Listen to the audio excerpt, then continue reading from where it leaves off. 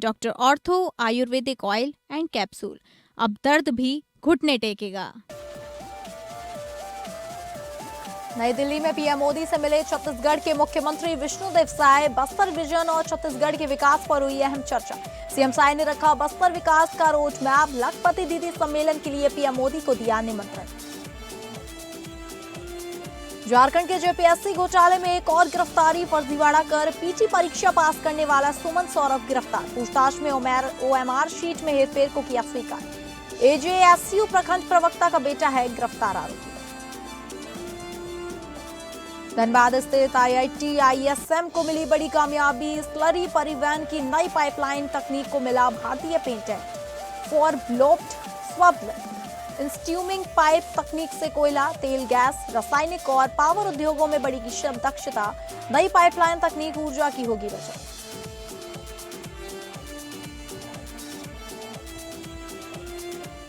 नमस्कार, आप सभी का बहुत स्वागत है स्टेट लाइव में और मैं हूं आपके साथ अंकिता सिंह। शुरुआत करेंगे स्टेट लाइव की छत्तीसगढ़ की खबरों का रुख करके। मुख्यमंत्री विष्णुदेव साय ने नई दिल्ली में संसद भवन में प्रधानमंत्री नरेंद्र मोदी से शिष्टाचार मुलाकात कर छत्तीसगढ़ के विकास और बस्तर विजन को लेकर विस्तृत चर्चा की। इस दौरान मुख्यमंत्री ने राजनांदगांव में प्रस्तावित 10,500 करोड़ रुपए की गैस आधारित यूरिया परियोजना को शीघ्र मंजूरी देने का अनुरोध किया। साथ ही बस्तर के 461 गांव को स्थायी बिजली ग्रिड से जोड़ने के लिए केंद्र सरकार से विशेष सहयोग की मांग की है। मुख्यमंत्री रायपुर व बस्तर में all India institute of Ayurveda के स्थापना प्रस्ताव भी प्रधानमंत्री के समक्ष रखा। उन्होंने नियद नेला नार 2.0 और बस्तर मुहिम के माध्यम से 5,542 गांव के लगभग 39 लाख लोगों तक विकास योजनाएं पहुंचाने की जानकारी दी। इसके अलावा मुख्यमंत्री ने वर्ष 2027 में रायपुर में प्रस्तावित लखपति दीदी सम्मेलन में प्रधानमंत्री मोदी को मुख्य अतिथि के रूप में शामिल होने का निमंत्रण भी दिया। मुलाकात के दौरान बदलते बस्तर के विकास रोड मैप और शांति एवं विकास के मॉडल पर भी विस्तार से चर्चा हुई।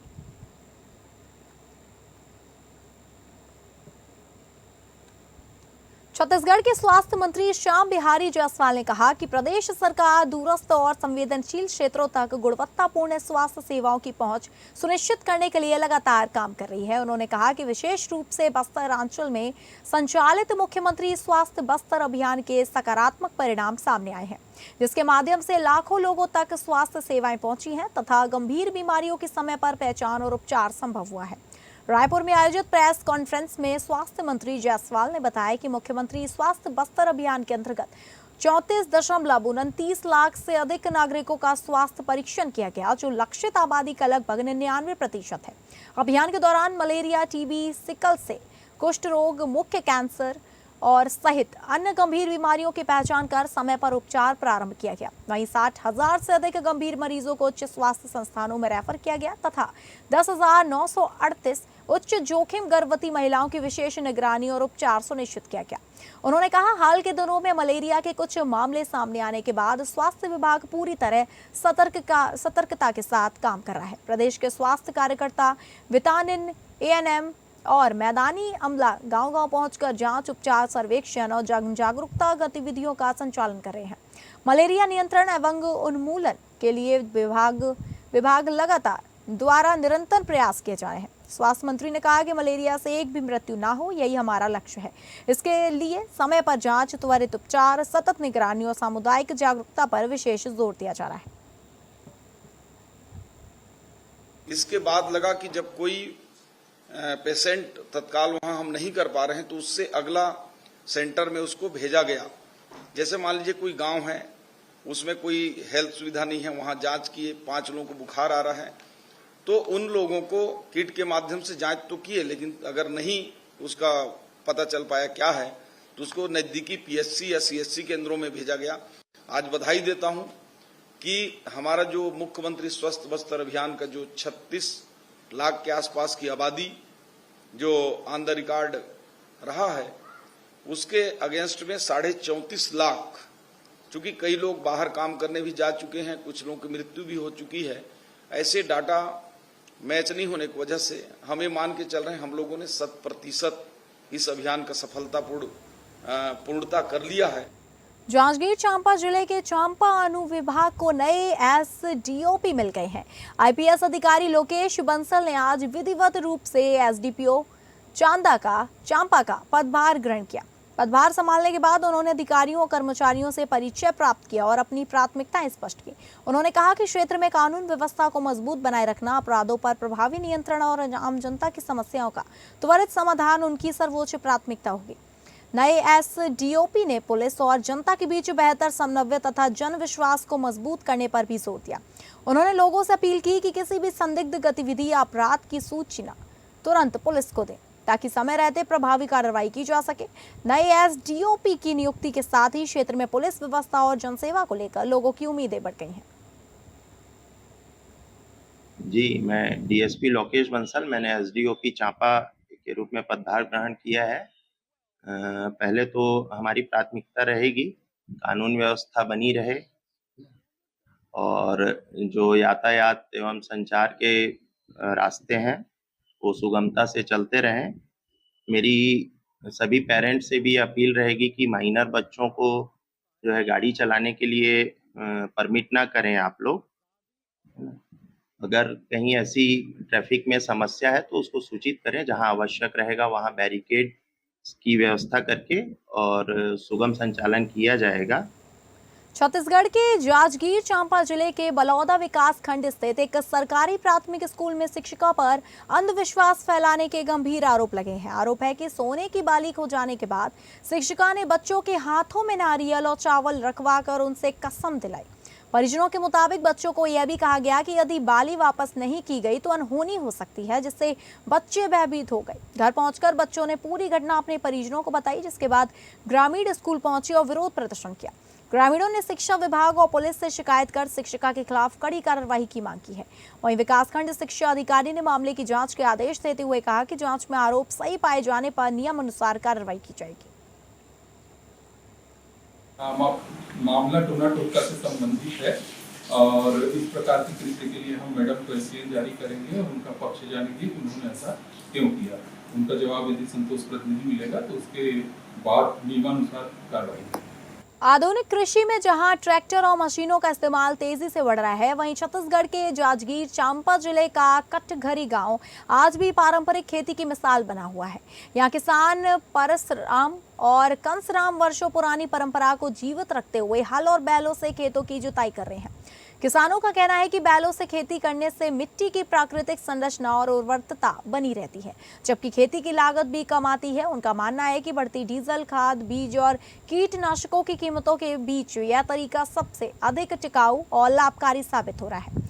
वहीं कृषि विज्ञान केंद्र के वरिष्ठ वैज्ञानिक डॉक्टर के.डी. महंत भी मानते हैं कि हल बैल से जुताई करने के वैज्ञानिक लाभ हैं। उनके अनुसार इससे मिट्टी की गुणवत्ता बेहतर रहती है, बीज का अंकुरण अच्छा होता है और फसल की गुणवत्ता भी सुधरती है। कटघरी गांव की यह पहल बताती है कि आधुनिक तकनीक के साथ पारंपरिक खेती का संतुलित उपयोग टिकाऊ और पर्यावरण अनुकूल कृषि का मजबूत मॉडल बन सकता है। नमस्कार, मैं डॉक्टर खेमादास महंत, कृषि विज्ञान केंद्र जांजगीर चांपा से। आज जांजगीर चांपा कृषि के क्षेत्र में प्रदेश में अग्रणी है और यहाँ पे सभी प्रकार के फसलों की खेती बहुत अच्छे तरीके से, आधुनिक तरीके से, और साथ ही साथ कुछ ऐसे क्षेत्र हैं जो प्रकृति से जुड़े हुए परंपरागत खेती को भी किसान नहीं छोड़ रहे हैं, उसको हमेशा आधुनिक खेती के साथ उसको आगे बढ़ा रहे हैं। खबरों में आगे बढ़ेंगे और बात करेंगे झारखंड की खबरों का रुख करके।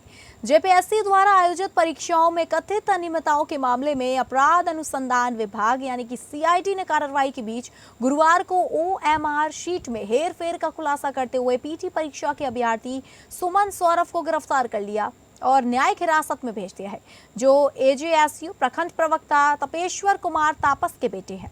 जानकारी के अनुसार ये गिरफ्तारी सीआईडी ने हजारीबाग पुलिस की सहायता से की है। तो वहीं इस बड़ी कार्रवाई के पीछे सीआईडी जांच के दौरान झारखंड संयुक्त असैनिक सेवा प्रतियोगिता परीक्षा 2025 की प्रारंभिक परीक्षा में अभ्यर्थी सुमन सौरभ द्वारा गड़बड़ी किए जाने के साक्ष्य मिलने पर भी की गई है। इस मामले की जांच कर रही एजेंसी से जुड़े सूत्रों के मुताबिक जांच के दौरान आरोपी के पास से ओएमआर शीट की कार्बन कॉपी बरामद नहीं हुई, जिस पर पूछताछ किए जाने पर अभ्यर्थी ने सीआईडी के समक्ष परीक्षा में अनुचित तरीका अपनाने की बात स्वीकार कर ली है। सीआईडी द्वारा मिली सूचना के अनुसार मामले की जांच अभी भी जारी बताई जा रही है, जिसके तहत साक्ष्यों के आधार पर आगे की कार्रवाई की जाएगी। उधर सीआईडी ने जेपीएससी की परीक्षा उप नियंत्रक श्वेता कुमार गुप्ता समेत शुरू में गिरफ्तार 5 लोगों की रिमांड अवधि 2 दिनों के लिए बढ़ा दी गई है। इसके अलावा जांच एजेंसी के सूत्रों से मिली जानकारी के अनुसार अब तक की जांच में प्रश्न पत्र लीक करने के तथ्य सामने नहीं आए हैं, बल्कि ओएमआर शीट में सही उत्तर को परीक्षा के बाद घेरा लगाकर पास कराने का खेल सामने आ रहा है।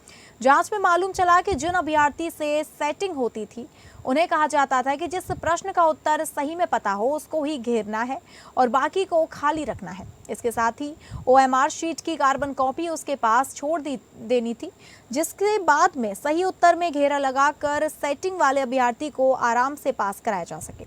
ऐसे में अब जो अभ्यर्थी सेटिंग से पास हुए हैं और उनके पास अगर ओएमआर शीट की कार्बन कॉपी नहीं होगी तो वो भी सीआईडी से आगे की जांच में जद में आ सकते हैं। बता दें आपको कि 14वीं जेपीएससी के पीटी का परिणाम आने के बाद एक ओएमआर शीट वायरल हुई थी, जिसमें 100 में से सिर्फ 48 प्रश्नों का उत्तर घेरा हुआ दिखाई गया।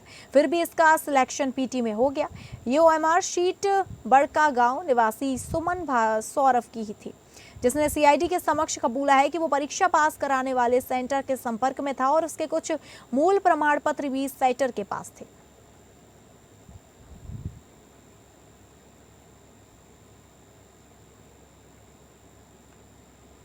रांची में जेपीएससी और सीजीएल की परीक्षाओं में अनियमितता मिलने के मामले में मामले के खिलाफ छात्रों के राज्यव्यापी आंदोलन के बीच कांग्रेस पर दोहरा रवैये के आरोप को लेकर बीजेपी पर निशाना साधते हुए खिजरी विधायक एवं कांग्रेस विधायक दल के उपनेता राजेश कश्यप ने चुप्पी तोड़ी है।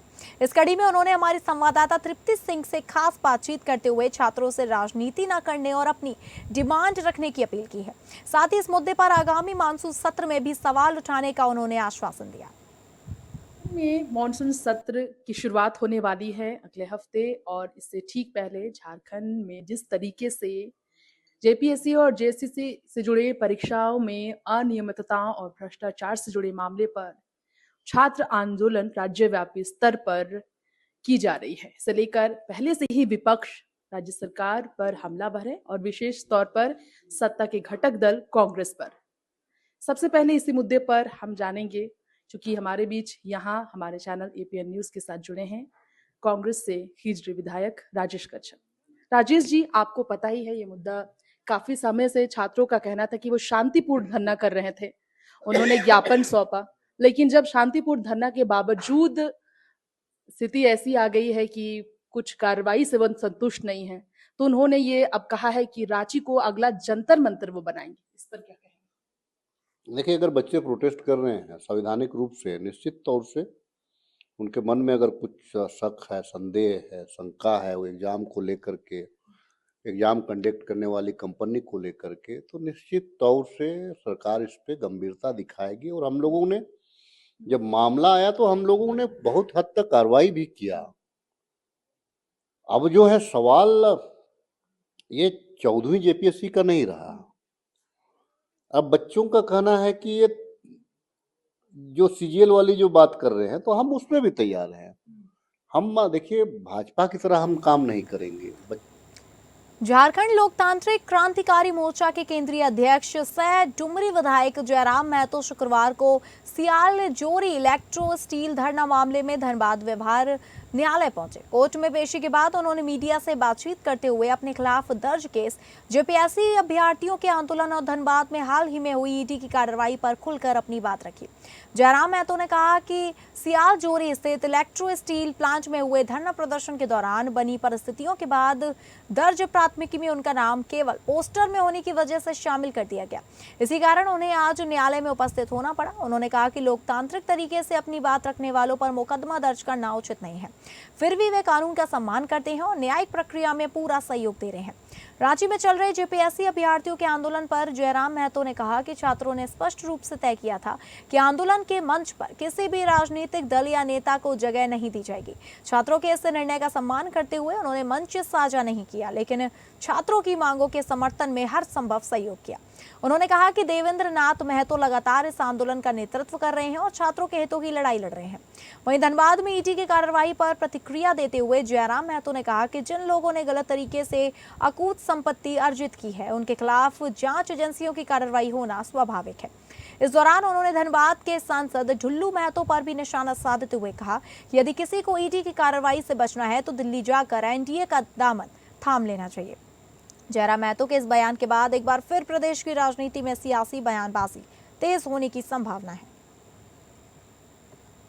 वही सियाल जोड़ी इलेक्ट्रोचल वेदांता का मामला है, जिसमें रैयतों के द्वारा कुछ मांगों को लेकर एक प्रदर्शन किया गया था, जिसमें थोड़ी सी असामान्य स्थिति पर उत्पन्न हुई थी, जिसके आलोक में एक एफआईआर किया गया था, जिसमें कई ग्रामीणों के साथ मेरा नाम डाला गया था। और मेरा नाम डालने का तर्क ये था कि जो कार्यक्रम हो रहा था उसमें जो बैनर लगा था उसमें मेरी फोटो थी और उस फोटो के आधार पर मेरा नाम इस केस में डाला गया। तो उसी के क्रम में आज पुनः धनबाद डिस्ट्रिक्ट कोर्ट आना पड़ा है। निसंदेह धनबाद में ईडी की कार्रवाई का होना स्वाभाविक है, क्योंकि पूरे झारखंड में और हमें लगता है कई प्रदेशों में उनके जिलों में पूरे जिले का जो बजट नहीं है उतना तो झारखंड में अवैध कोयले के कारोबार का बजट हो चुका है।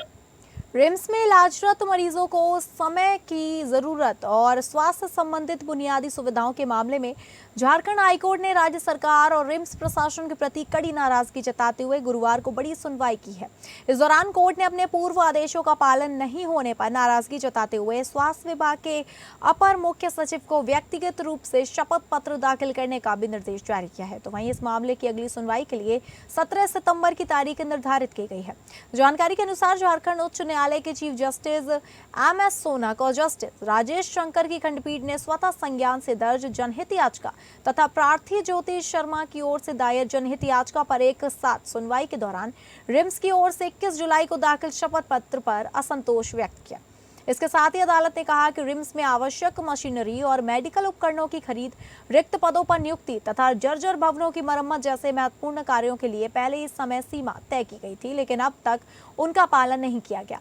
ऐसे में खंडपीठ ने स्वास्थ्य विभाग के अपर मुख्य सचिव को सख्त निर्देश दिया कि वह स्वयं इस पूरे मामले का निरीक्षण करें और बताएं कि अदालत के निर्देशों के बावजूद कार्य पूरे क्यों नहीं हुए। वहीं इस संबंध में उन्हें व्यक्तिगत रूप से शपथ पत्र दाखिल करने का आदेश अदालत ने सुनाया।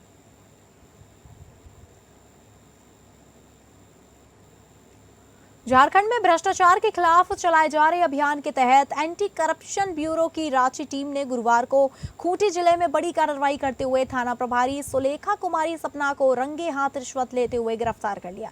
एसीबी टीम के मुताबिक महिला थाना में दर्ज एक मामले में आरोपी का नाम हटाने और संबंधित जांच में उसे राहत देने के एवज में थाना प्रभारी सुलेखा ने 50,000 रुपए की रिश्वत की शर्त रखी थी, जिस पर शिकायतकर्ता ने इस मामले की पूरी जानकारी एसीबी को देते हुए थाना प्रभारी की शिकायत कर दी।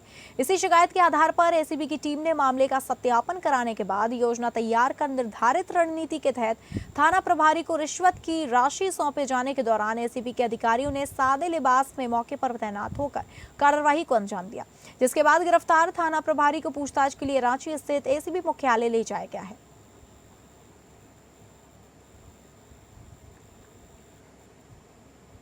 धनबाद के आईआईटी आईएसएम ने शोध के क्षेत्र में एक और बड़ी उपलब्धि हासिल की है। संस्थान के शोधकर्ताओं ने स्लरी और द्रव परिवहन के दौरान आने वाली तकनीकी समस्याओं का समाधान खोजते हुए for lobed swirl introducing pipe तकनीक विकसित की है। 4 सालों के शोध के बाद इस तकनीक को भारत सरकार से पेटेंट भी मिल गया है। यह तकनीक कोयला, तेल एवं गैस, रासायनिक उद्योगों और पावर प्लांट सहित कई क्षेत्रों में पाइपलाइन की कार्यक्षमता बढ़ाने और ऊर्जा बचाने में अहम भूमिका निभाएगी। आईआईटी आईएसएम के मैकेनिकल इंजीनियरिंग विभाग के doctor Ajit Kumar, doctor Pankaj Kumar Gupta, doctor Ramakrishna Rathore और डॉक्टर निरंजन कुमार की टीम ने इस तकनीक को विकसित किया है। शोधकर्ताओं के अनुसार लंबे समय से पाइपलाइन के जरिए स्लरी और द्रव परिवहन के दौरान ठोस कणों के जमाव, अधिक दबाव, हानि और ऊर्जा की खपत जैसी समस्याएं सामने आती रही हैं। नई तकनीक में पाइप की भीतर द्रव नियंत्रित तरीके से घूमता है, जिससे कण समान रूप से वितरित रहते हैं, बेहतर मिश्रण होता है और उपयुक्त परिस्थितियों में दबाव हानि भी कम हो सकती है। इससे ऊर्जा की बचत के साथ पाइपलाइन प्रणाली की दक्षता भी बढ़ेगी। इंडस्ट्री विजिट भी किया जहां पे स्लरी ट्रांसपोर्ट होता है और 1-2 इंडस्ट्री के लोग भी ये समस्या को लेकर आए थे। हमने भी ये उनको बताया था ये समस्या ऐसा ऐसा आ रहा है, तो हमने देखा कि सबसे ज़्यादा जो प्रॉब्लम हो रहा है कि जहाँ पे भी जो भी स्लरी ट्रांसपोर्ट वाली इंडस्ट्रीज है, जैसे मिनरल प्रोसेसिंग प्लांट्स वगैरह में या माइनिंग इंडस्ट्री में या आयरन ओर इंडस्ट्रीज में, वहाँ पे ये समस्या बहुत ज़्यादा था क्योंकि स्लरी ट्रांसपोर्ट उनका विकल्प नहीं है। उसके अलावा उनको शरीर को ट्रांसपोर्ट करना ही है मिनरल ओर को ट्रांसपोर्ट करने के लिए। तो वहाँ पे ये समस्या आई, इंडस्ट्री के साथ भी हमने मिला, इंडस्ट्री को समझ जाना, तो वहाँ पे हमें ये समझ में आया कि जो स्लरी ट्रांसपोर्ट है उसके कारण पावर कंजम्पशन बहुत ज़्यादा हो रहा है, पाइपलाइन का चेंज हो रहा है, इफिशियंट स्लरी ट्रांसपोर्ट नहीं हो रहा है, जिसके कारण प्रॉब्लम क्या हो रहा है कि अगर आपने फॉर एग्जाम्पल आपने 100 कण भेजे, 100 कण में से आपके 40 कण जो हो रहे हैं वो आपके पाइप में ही रह जा रहे हैं। अब रुक करेंगे महाराष्ट्र का, जहां अमरावती जिले के नांदगांव खंडेश्वर तहसील में लगातार हुई बारिश और उफनते ताले के कारण मंगरूल चौवला गांव में गंभीर बाढ़ की स्थिति पैदा हो गई है। प्राकृतिक आपदा के चलते गांव के कई घरों में पानी भर गया, जिससे लोगों को भारी आर्थिक नुकसान हुआ है और सामान्य जनजीवन पूरी तरह ठप हो गया है। लगातार बारिश के कारण गांव के निचले इलाकों में स्थित घरों में अचानक बाढ़ का पानी घुस गया। पानी इतनी तेज बहा कि लोगों को अपनी जान बचाने के लिए सुरक्षित स्थानों पर भागना पड़ा। घरों में पानी भरने से अनाज, खाद्यान्न, कपड़े, फर्नीचर और अन्य घरेलू उपयोग का सामान पूरी तरह भीगकर खराब हो गया। कई परिवारों के सामने रोजमर्रा की जरूरतों का संकट खड़ा हो गया है। ग्रामीणों ने प्रशासन से तत्काल राहत, पंचनामा और नुकसान का मुआवजा देने की मांग की है। तो फिलहाल स्टेट लाइव में बस इतना ही। नमस्कार।